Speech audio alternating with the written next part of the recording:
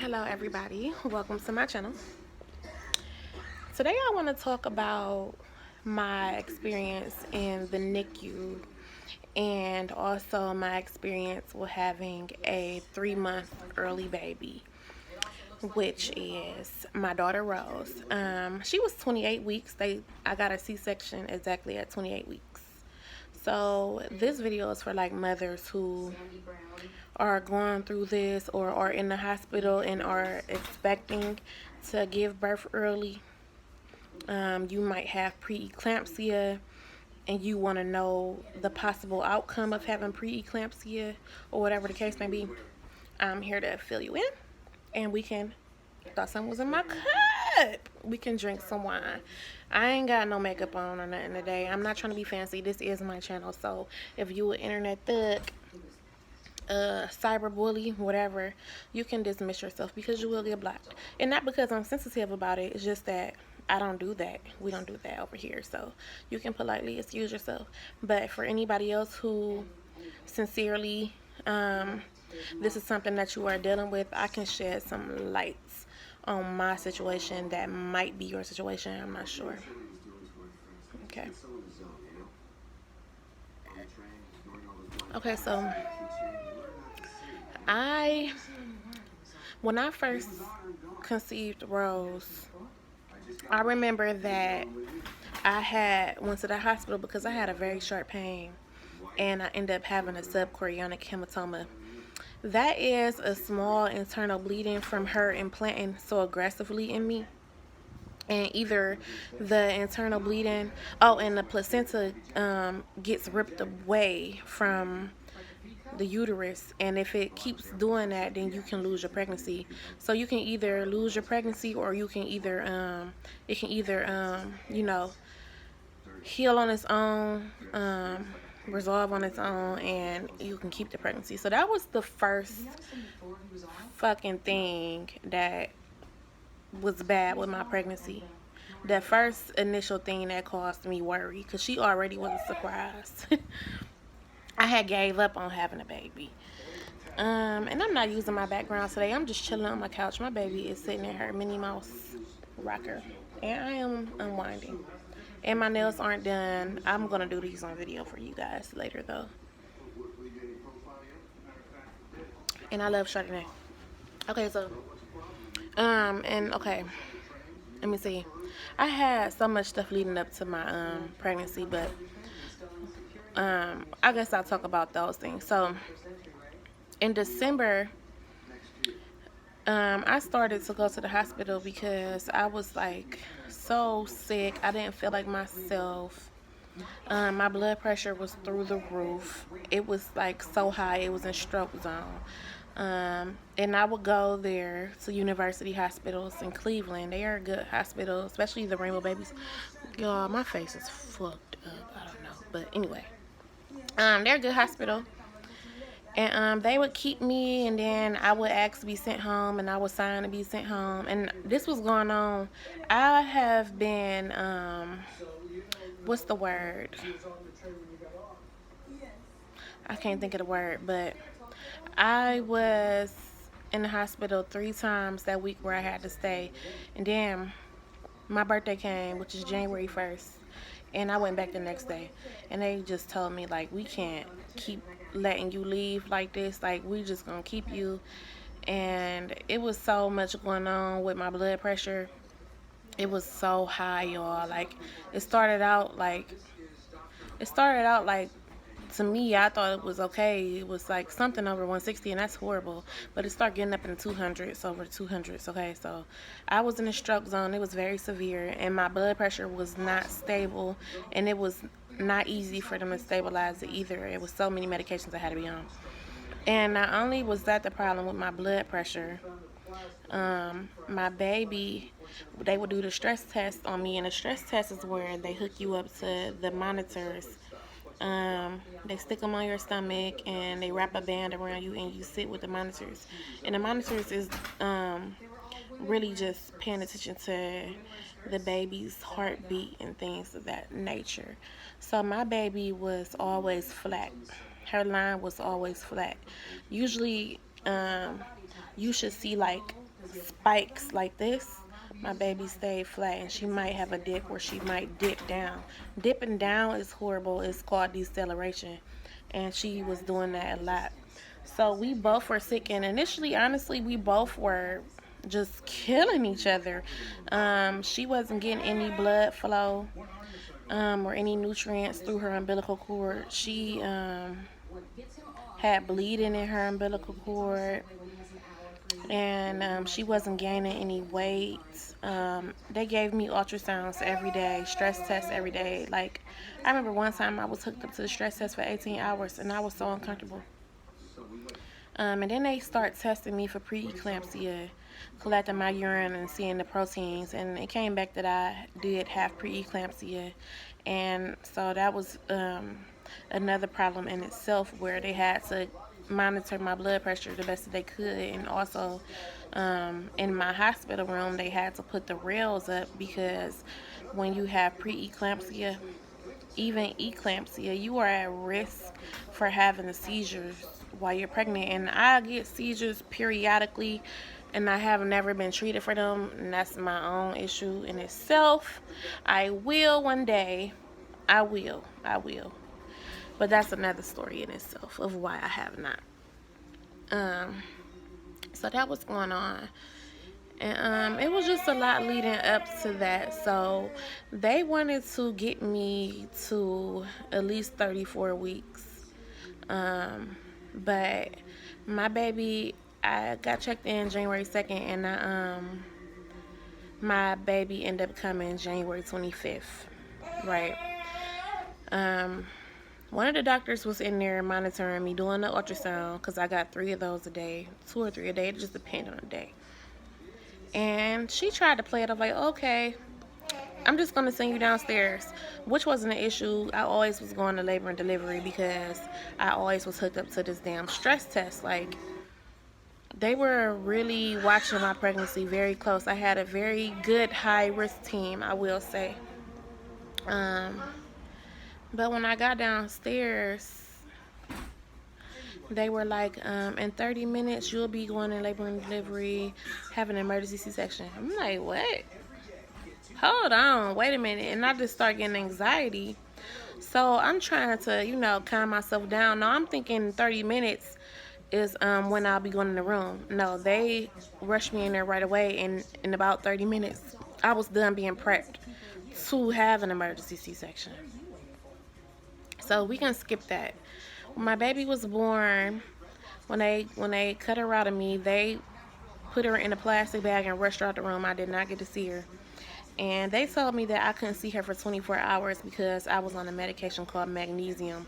But I really don't believe that was the case. I think it's because my baby was so fragile and very sick that there was no way I was going to be able to see her today. They had a lot that they had to do. So the next morning, I stayed up. I was so excited to see her because I just wanted to see her, And I was not ready for what I saw.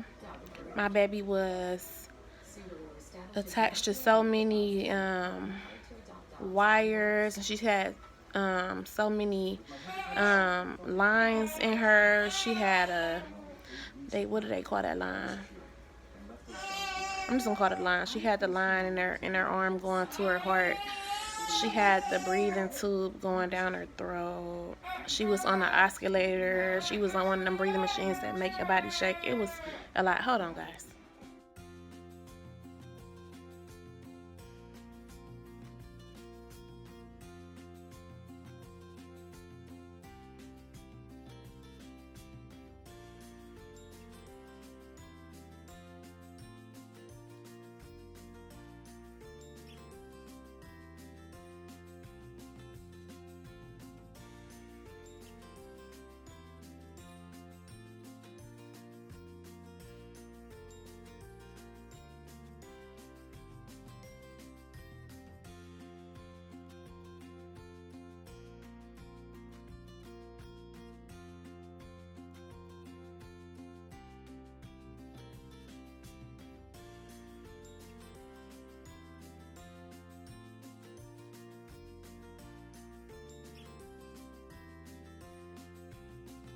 Right, okay, back. And she was 1 pound. Now, they told me she was going to be 2 pounds, but no, she was 1 pound. Her skin was very translucent. It was like clearish pink. I could see her veins. She was so skinny. Her bones was sticking out. Her rib cage was just exposed. Like, she looked so much bigger on camera than what she really was. She was very just skin and bone, literally. And the pink baby, like, she had so many issues going on. So she was born with a hole in her heart, and that hole was pumping blood to her lungs, and it ran over in her stomach. She couldn't eat. She, of course, had ROP, the retinal of prematurity with the eyes, so her eyes were severely premature. And that was scary because I didn't know if she would develop blindness or be legally blind, or just her vision in itself would be horrible and she would have to get surgery. There was nothing that I knew about any of these things, and I always thought that prematurity was just you having an early baby or a little baby, but it's so much more than that.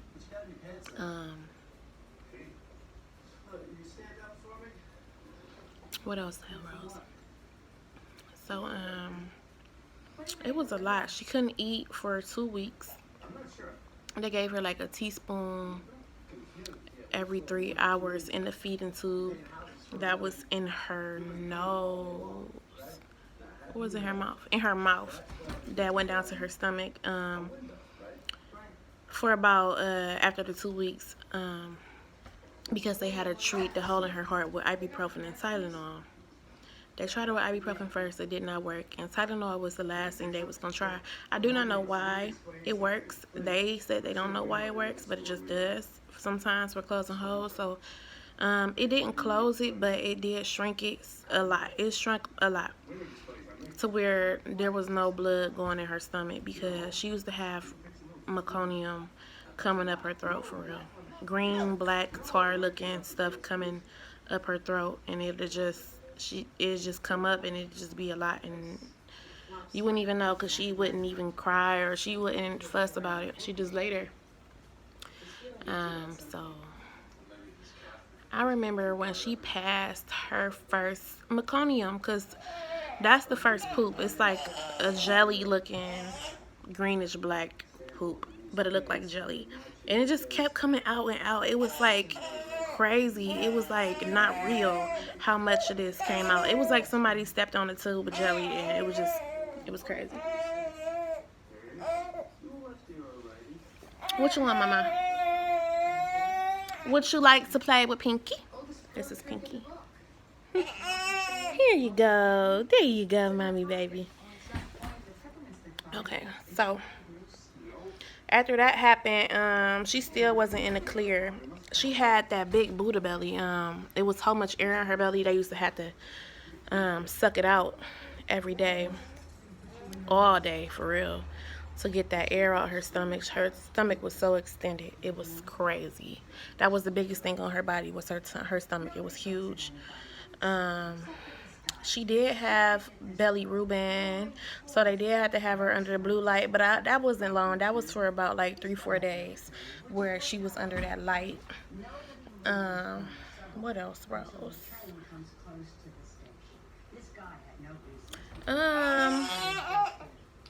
Of course, she had to get her shots. She got iron shots like 2 or 3 times a week in her thighs, and vitamin D shots. She got shots all the time in her thighs, so her thighs were really stiff. They were stiff. She even had to get massages once she moved to step down because of the stiffness in her thighs and her joints. What, Mama? What you want? Oh, wait, Jesus, help me. Hold on, y'all.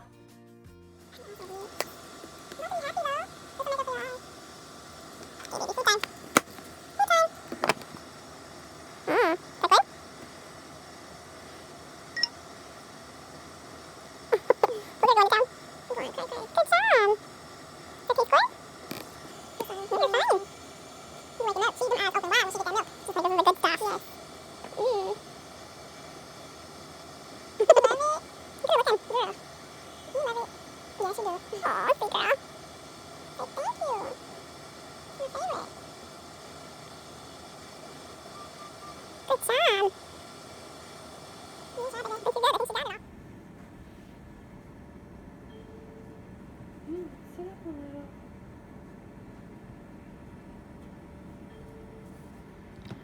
Hey.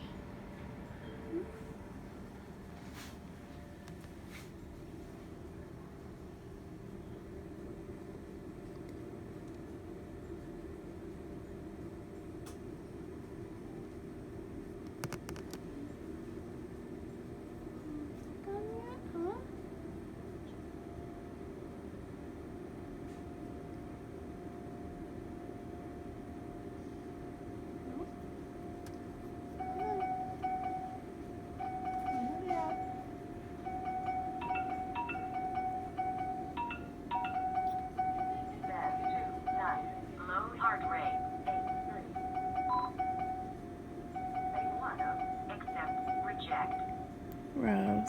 Oh, she brought it up. Not all the way, though. It's gonna go down. I think you said except. Is this correct? Mm-hmm. Responding with except.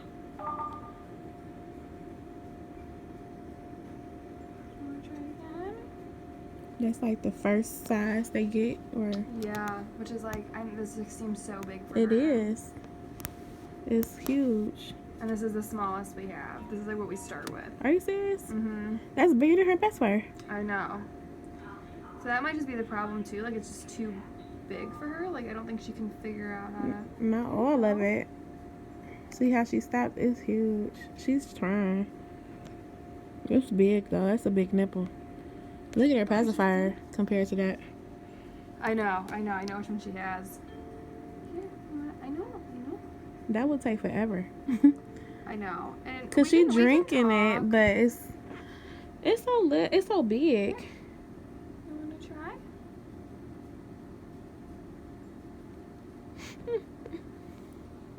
She like, I'm cool.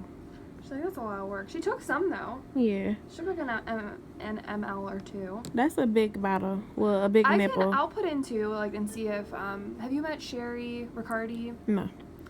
She does like all of our developmental care stuff, so she works with like our really premature babies when they start feeding. So I can talk to her and see if maybe she has something that's like smaller that we can try. Like put it in the consult for tomorrow, for Monday when she's here. Okay. And see what they can do, because I don't want, like, she braided and desat because it's like just too big. It's too huge much for her. in her mouth. That's the biggest thing she had in her mouth is that that little pacifier that she like to suck on. That's huge. Do you want me to stop? I don't want to push her too much. No, you don't have to. You don't have to keep going. We can just feed her regularly. Alright, but you did. I've been going through some things, kinda hard to sleep. Got a baby on the way, it's kinda hard to think. When you move how I move, you gotta be an elite. Or better yet, be a legend, cause that's what I believe. Tryna be strong, mama. I'm on my own, mama. They sent me down the road, crackers did me wrong, mama. When I came home, had a plan, gotta do it right. I crossed my heart not to die, tryna live my life. I had to sacrifice, floating like I'm in the ocean. I pray for better days, writing this like it's emotion. I look up in the sky, and I'm feeling.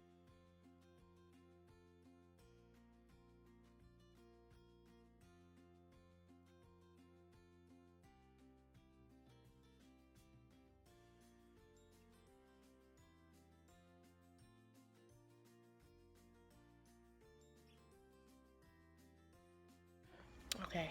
What else? I don't know. It was just a lot. So anyway, Rose stayed in the NICU for 3 months. Gradually, that 1 pound, before the good stuff happened, that 1 pound went down.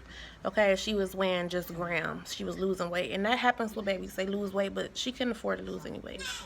Only being born 1 pound. What do you want? You want your mommy? You want me? You spoiled? You want mommy? She's spoiled, guys.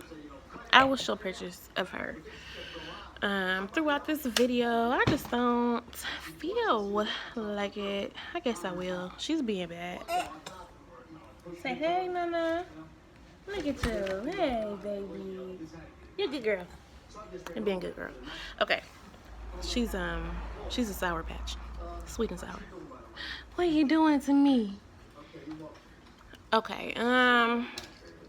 So she lost weight, but then gradually she was able to get off that CPAP. The CPAP is the mask that they put on them. So she was only on the breathing machine that she was on, the initial one that I said I first seen her on, that shakes your body, for one day, and then they put her on a CPAP. And the CPAP works as a machine that keeps your lungs from collapsing, because her lungs hadn't developed, or did they?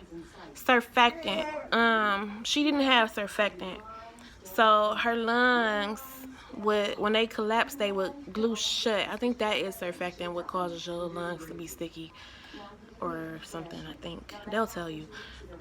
So because she was practicing breathing, you know what I'm saying? So she wasn't used, you know, before they get born, they already practice breathing in the womb, and they master it. So when they come out, they're breathing. So she had to really have a crash course in breathing. You teething on my finger. I just gave you something to bite. You don't care. You just want to teeth on me. I'm sorry, y'all. It was such a long process. I was there for 3 months after me being released. So Rose came into this world January 25th, 2019, and she left March 8th, 2019. Oh no, I'm sorry, March 18th, 2019. And she left at 4 pounds. I'm gonna share some of these pictures with you so you can see what I'm talking about, so you can see the journey. You will know when she goes to step down, which is the less like intense. It's not the baby ICU anymore. Your bites hurt. I'm getting sidetracked because she biting my finger, and it hurt. Rose, I'm sorry. And she'll be on the cannula, which is the oxygen tube that you would kind of see like older people with. And she got off that, and she was able to breathe, and she got out of that the oscillator or whatever it's called, the bed with the box that you stick your hands through, that one. Yeah, so you're gonna see her journey, and you're also gonna see after her journey how healthy she has gotten, how much weight she has put on since then. And she's healthy now. She has been declared out of the RLP danger zone as of 3 months ago, so she won't have to have invasive eye exams, which if you have a preemie, you're gonna know exactly how horrible, and it's deep. You're gonna hate it and you're gonna cry. So, but they have to do that. It's horrible, guys, but she no longer has to have invasive eye exams. They're just gonna periodically check her. So in December she'll be going up for an eye exam, but it won't be nothing crazy. It'll just be like a regular eye exam. They won't have to put these what's the things that you put in your eye, and they won't have to put any of that shit in her eye and rotate her eyeball. They just gonna do a regular eye exam. So that's good, but she does still have to see cardiovascular, because upon our release, they did find one other hole in her heart chamber, so that sucks, but they're keeping an eye on it. She does have an umbilical hernia still, so they're keeping an eye on that as well. She does go to all her preemie clinics. And she was born with a cyst on her head, but they said that don't matter. So, but I don't know. I'm about to ask about it, because I kind of did forget about it, but I don't think you should have a cyst on here, so I'm gonna ask. But I hope that this was informative. I'm sorry if I couldn't be more help, because it was a long stay. But feel free to ask me any questions you might have, and I'm gonna answer them for you.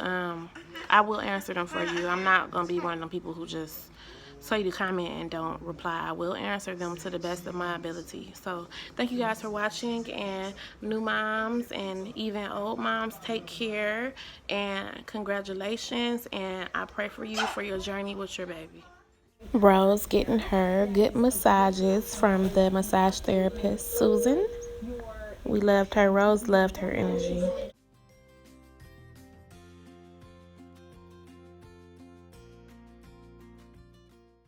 This is Rose's first night home with me. And I was loving on my baby.